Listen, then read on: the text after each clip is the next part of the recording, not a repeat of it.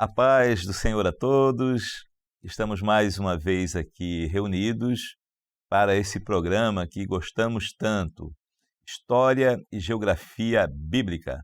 Estou aqui com os companheiros, pastor Antônio Carlos, a paz do Senhor. Paz do Senhor, os irmãos. Professor Vinícius, a paz do Amém. Senhor. Paz do Senhor, os que nos assistem. Hoje a nossa história, ela é muito bonita. Nós vamos entrar nas cartas de Paulo aos Coríntios, ou seja, a cidade de Corinto. E a igreja, na cidade de Corinto. São duas cartas.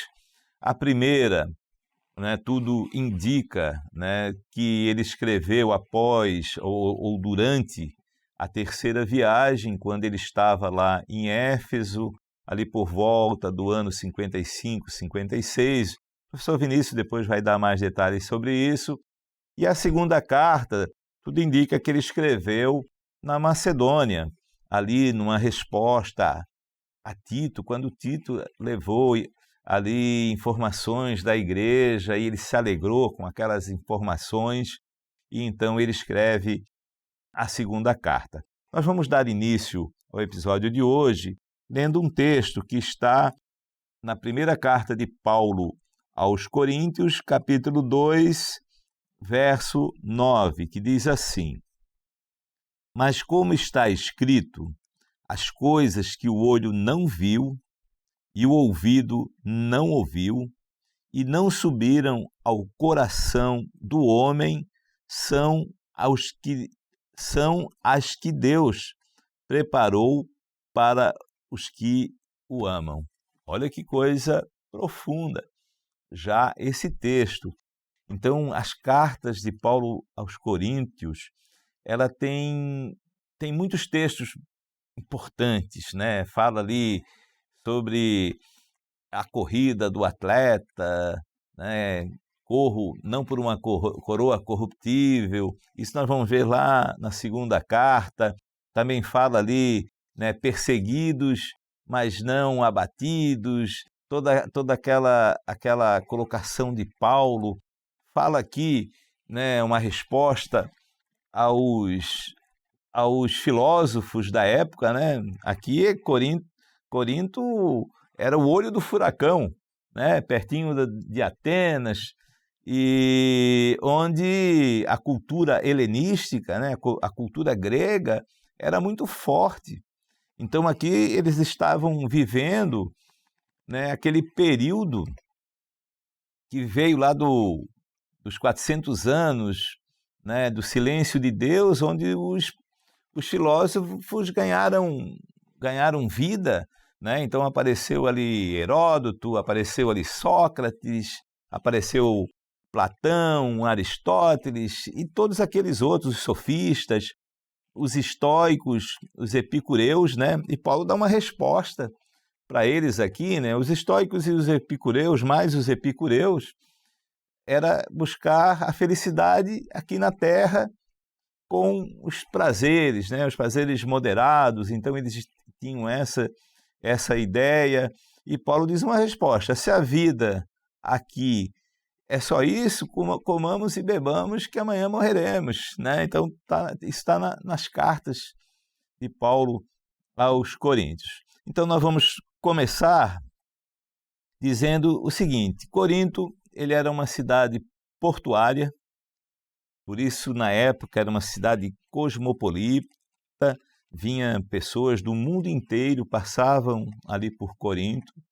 Ali, como já falamos, era o berço, junto com Atenas, o berço da filosofia. Então, as ideias filosóficas ali eram muito fortes. Era uma cidade gentílica, Então, Paulo, ele chegou ali na segunda viagem, ele já deu uma passada ali por perto, Já veio ali em Corinto, e agora ele reforça, com essa carta que está aqui e que é uma preciosidade. Mas antes de nós iniciarmos propriamente nas cartas de Paulo aos Coríntios, nós vamos dar só uma conclusãozinha ainda na última carta, que foi aos Tessalonicenses, quando nós falamos, né, da vinda do Senhor e da volta do Senhor, né, mostrando que nós, da Igreja Cristã Maranata, nós cremos o seguinte: a primeira vinda é aquela quando Jesus entrou com o jumentinho, está profetizada lá em Zacarias 9:9, ele entrou humilde pela porta oriental, foi até o templo se apresentar aos sacerdotes, e ali ele era para ser reconhecido como o Messias pelos sacerdotes judeus. Não foi reconhecido. Essa foi a primeira vinda. A profecia se cumpriu, Zacarias profetizou, se cumpriu literalmente, mas ele não foi reconhecido. Aí nós cremos no arrebatamento, que é o arrebatamento invisível.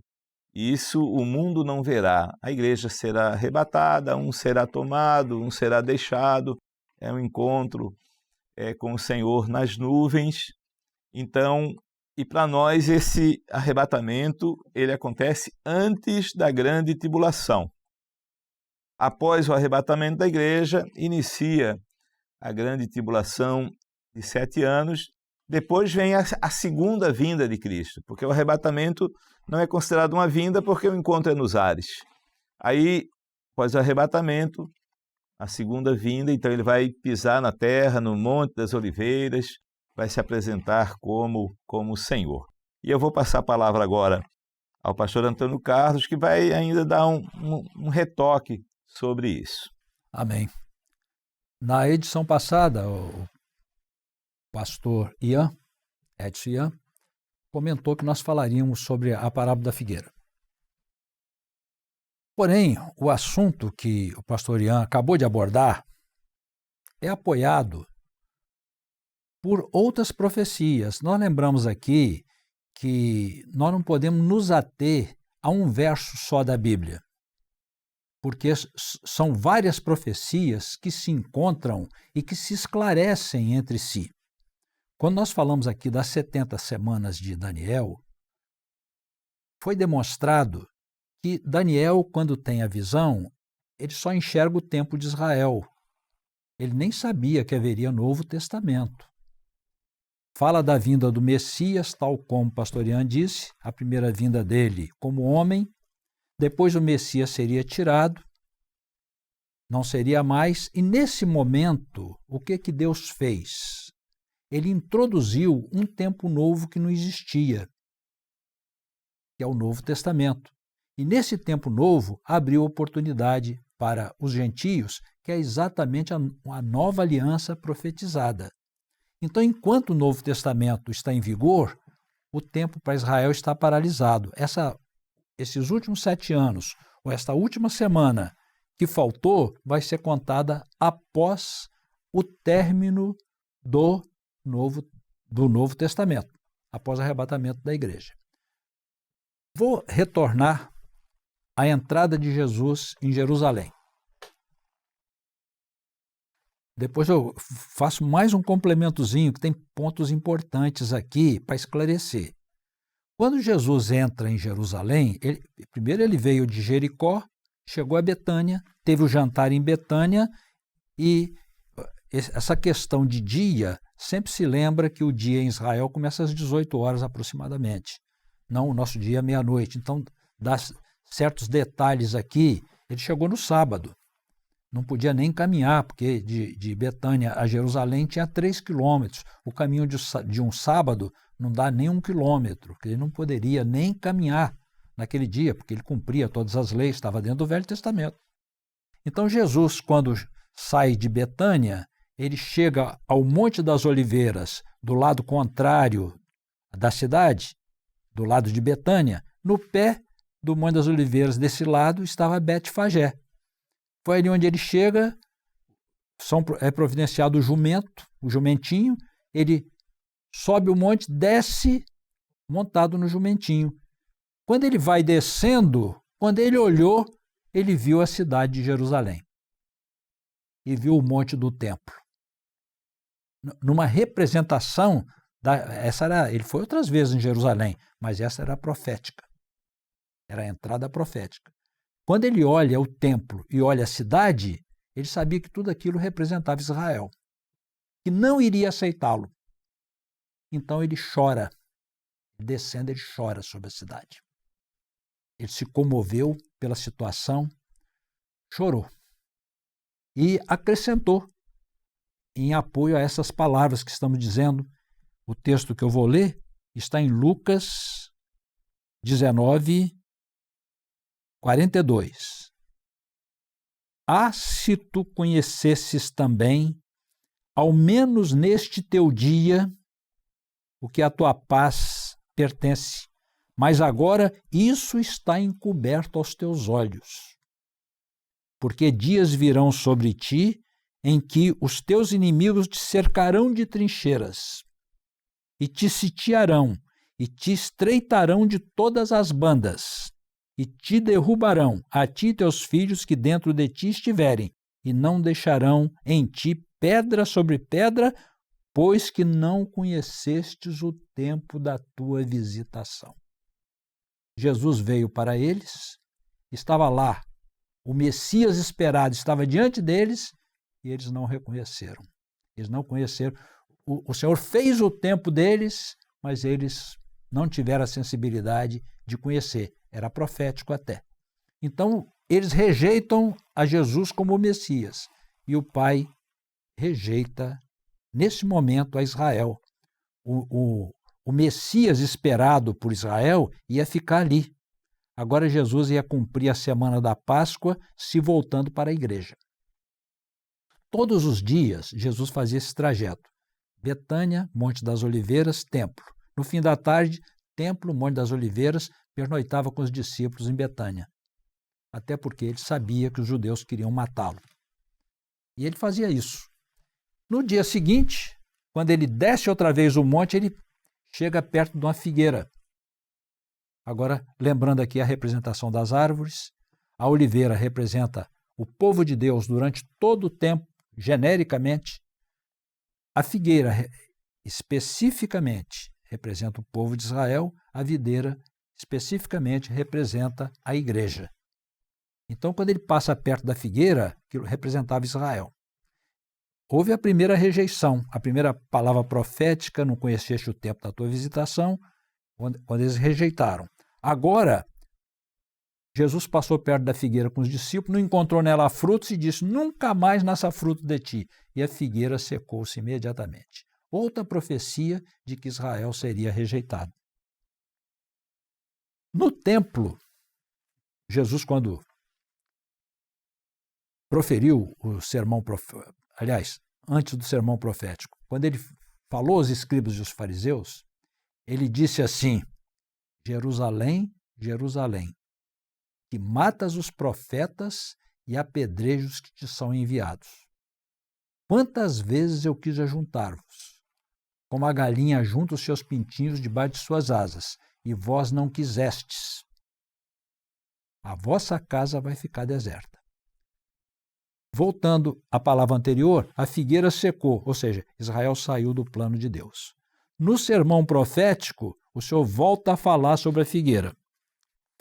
Vou ver se acho precisamente o texto. Está em Mateus 24, 32. Aprendei, pois, esta parábola da figueira. Figueira Israel. Quando os seus ramos se tornam tenros e brotam folhas, sabeis que está próximo o verão. Lá em Israel eles sabem. Quando os ramos se tornam tenros e brotam folha, está próximo o verão. Igualmente, quando virdes estas coisas, ele estava falando sobre o sermão profético, sobre a profecia dos fins dos tempos. Então, quando virdes essas coisas acontecerem, sabei que ele está próximo às portas. Traduzindo essa parábola, figueira Israel.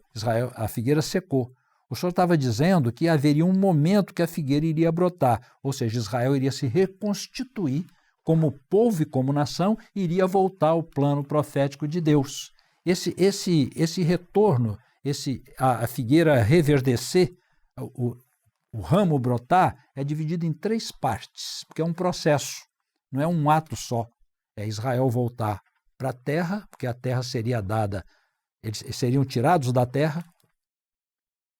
Segunda parte, reconquistar a cidade velha de Jerusalém. E terceira parte, tomar posse do local do templo, reconstruí-lo e voltar a sacrificar. Observe que nesse momento que Jesus falou, ele estava no templo. Mas ele disse que não ficaria pedra sobre pedra. O templo seria destruído no ano 70, através de um general chamado Tito, que se tornaria depois imperador. Nesse momento, Tito destruiu a cidade, matou todos os israelitas que estavam ali. Praticamente, Israel foi varrido da face da terra, mas algumas famílias conseguiram fugir para os 4 cantos da terra. Essa passagem passou a história com o nome de a diáspora, ou a dispersão de Israel. E lá ficaram fora da terra quase 2000 anos. O historiano aqui lembrou, 47, 48, quer dizer, na verdade, o decreto da ONU foi feito no 47, né? E o primeiro-ministro de Israel promulgou esse ato em maio de 48, não é? Decretando a criação do Estado de Israel. Então a figueira brotou nesse momento. Depois, 20 anos mais tarde, iria conquistar a cidade velha de Jerusalém e o local do templo. Então observe, quando Jesus falou, o templo estava construído. O templo foi destruído. Ele não foi reconstruído ainda.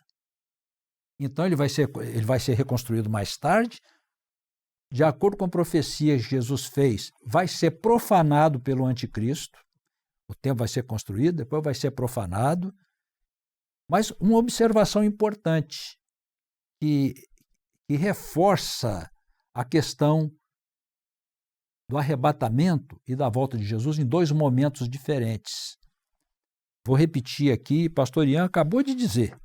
A igreja é arrebatada, entra os 7 anos que faltaram do Velho Testamento. É Velho Testamento? É. Israel vai tomar posse da terra, vai construir o templo do Velho Testamento, vai voltar o sacerdócio levítico, vai voltar o sacrifício de animais, não tem nada a ver com a igreja. Aliás, a igreja já está na eternidade. Então isso está dentro das 70 semanas de Daniel e que fundamenta esta palavra, essa verdade de que a igreja não passará pela grande tribulação e haverá 7 anos de grande tribulação, dentro da qual Israel será provado e julgado. E o mundo será julgado também ao final. Eu gostaria de, fechando essa parte aqui, de ler ainda 2, 3 textos. Primeiro, está... Nós vamos chegar mais na frente na carta aos Romanos, né? Mas diz, a palavra diz lá assim, Romanos 8, nenhuma condenação há para aqueles que estão em Cristo Jesus. E Jesus diz assim, na verdade vos digo, apoio da palavra aqui, 5:24, na verdade vos digo, que quem ouve a minha palavra e crê naquele que me enviou, tem a vida eterna e não entrará em condenação, mas passou da morte para a vida. Então a igreja, ela não vai passar por este momento porque ela já está aprovada, ela não entrará em julgamento e não será condenada. E por último, Tessalonicenses, que nós estudamos aqui no episódio anterior, a palavra diz assim, sabeis o que o detém, a aparição do anticristo. O que detém? É a presença do Espírito Santo. Por quê? Quando Jesus partiu para o Pai, ele disse que não deixaria os discípulos sós, mas que ele enviaria alguém também tão divino como ele, proveniente da eternidade, pertencente à Trindade, que tomaria conta da igreja, que conduziria a igreja. Esse alguém é o Espírito Santo.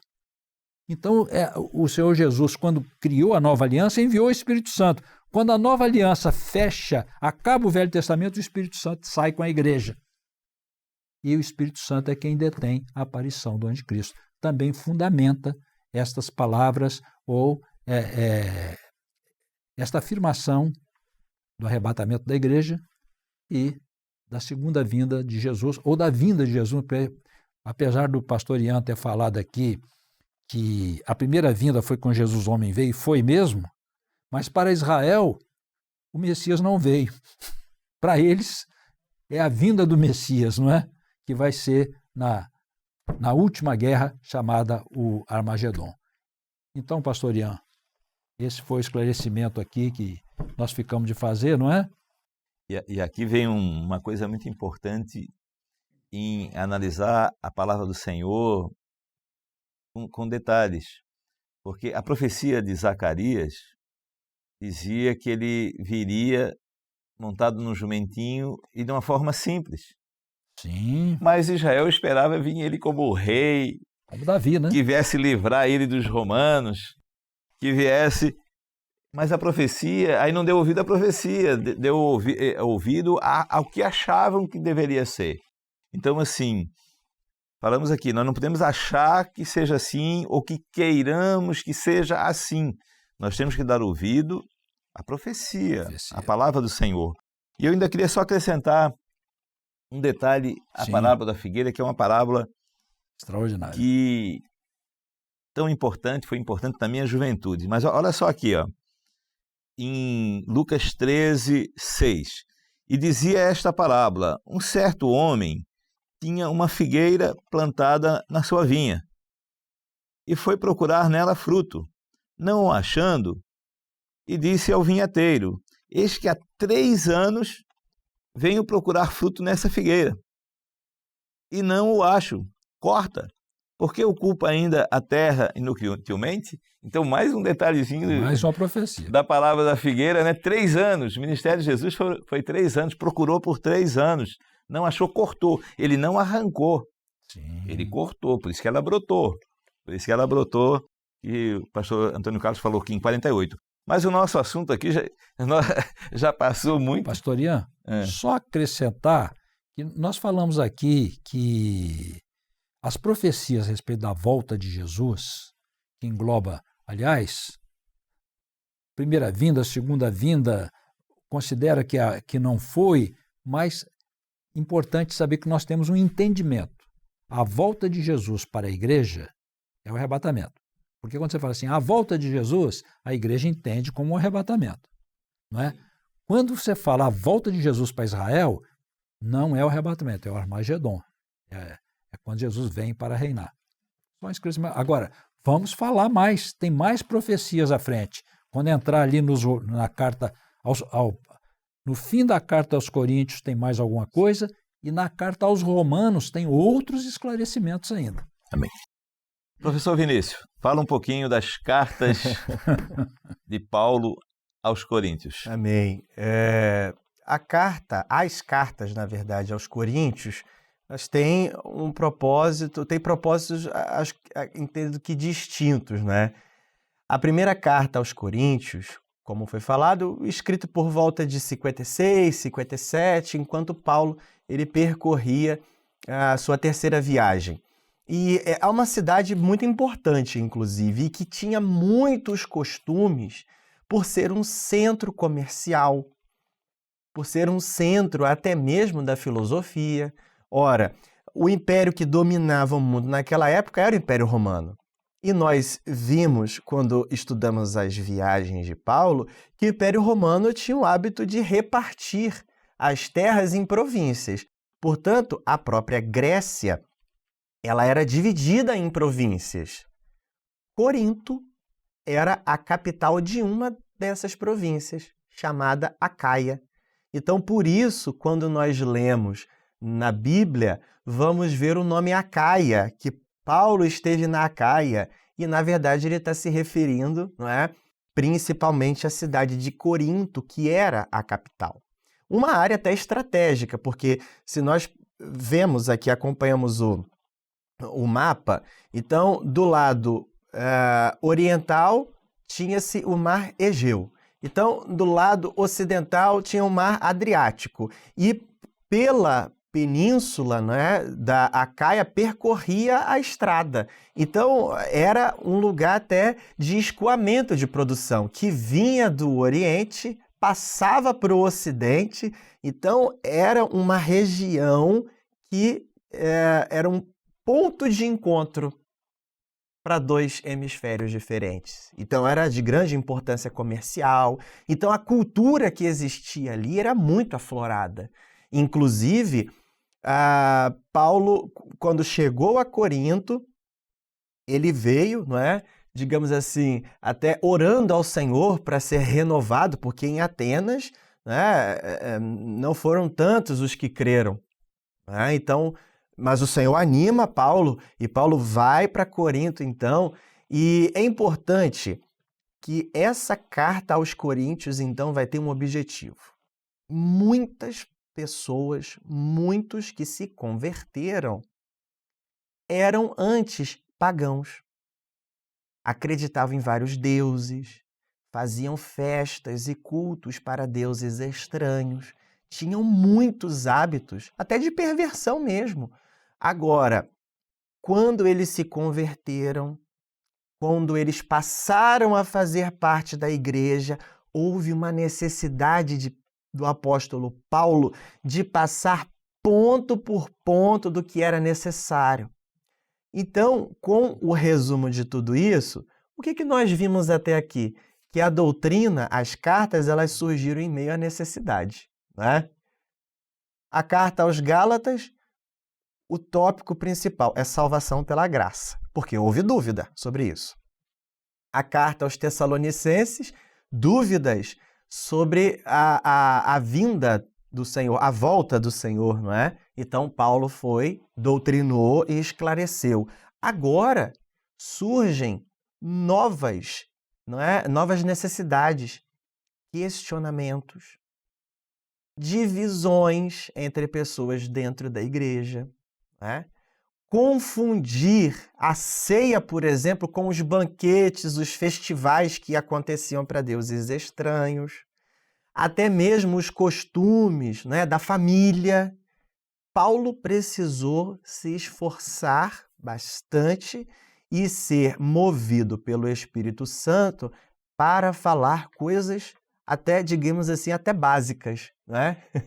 Então, os irmãos, tendo a oportunidade, né, vão ler a carta, porque a primeira tem 16 capítulos. Nós vamos depois fazer um painel sobre o assunto de cada capítulo, mas nós estamos introduzindo o assunto. E o que nos chama muito a atenção? Paulo ele vai repetir muitas das vezes a necessidade de ser espiritual. O carnal discerne as coisas da carne. E o espiritual discerne todas as coisas. É uma responsabilidade do crente. Né? Mas também Paulo vai falar a respeito da cruz de Cristo. Ele não tem outra mensagem. Porque aquelas pessoas elas vinham de um costume, de uma forma de viver, não é? Voltada para a filosofia, voltada para apelos, não é? De felicidade carnal, terrena, de bons costumes, de bons modos, que a filosofia diria que era correto ou não. Paulo, então, vai falar uma coisa muito importante. Quando ele se refere sobre a palavra da cruz, ele está se referindo que uma vida que se converte, ela só tem transformação através do poder do sangue de Jesus. É o mistério revelado na cruz do Calvário. O homem quer mudar a sua vida, quer ter evidência do novo nascimento, quer viver em comunhão com Deus, só o sangue de Jesus tem poder. Essa é a maior mensagem que faz com que nós sejamos transformados. Então, a abertura aqui, né, dessa carta, vamos entrar mais em assunto. Tem muita coisa cultural da época que é tratada na carta e nós vamos, ao longo dos episódios, falar sobre o assunto. Amém. E nós abrimos e já vamos fechar, né? Nosso tempo já se esgotou, mas nós vamos continuar no próximo episódio, nós vamos falar sobre as cartas aos Coríntios. Mas antes de encerrar, ainda eu queria ler algo muito importante aqui, que diz assim: pois quem é Paulo, e está em 1 Coríntios 3, 5, pois quem é Paulo e quem é Apolo, se não ministros pelos quais crestes, e conforme o que o Senhor deu a cada um, eu plantei, Apolo regou, mas Deus deu o crescimento. Aqui havia uma polêmica, uns diziam eu sou de Paulo, eu sou de Apolo, e Paulo faz esse esclarecimento, porque as pessoas eram muito voltadas ao homem, à filosofia, né? Então essa cultura entrou na igreja. Então, Paulo, mas aqui Paulo diz uma coisa muito interessante, ele diz assim, ó, eu plantei. Então quem que abriu a igreja? Quem fundou a igreja lá, fez a abertura da igreja? Paulo. Quem deu continuidade? Apolo. Aquele Apolo que Priscila e Áquila encontraram lá em Éfeso e falaram sobre o Espírito Santo, né? Então esse Apolo foi o que Paulo colocou para dar continuidade. Está escrito aqui, ó, eu plantei, Apolo regou, mas Deus deu crescimento. Quer dizer o seguinte, a igreja de Coríntios cresceu. Era uma igreja que cresceu. Prosperou. Então, né? prosperou, estava ali, está aqui o crescimento. Mas isso nós vamos falar no próximo episódio. Pai Senhor, pastor Antônio Carlos. Pai do Senhor, os irmãos. Pai Senhor, professor Vinícius. Amém. Pai do Senhor a todos. A paz do Senhor a todos.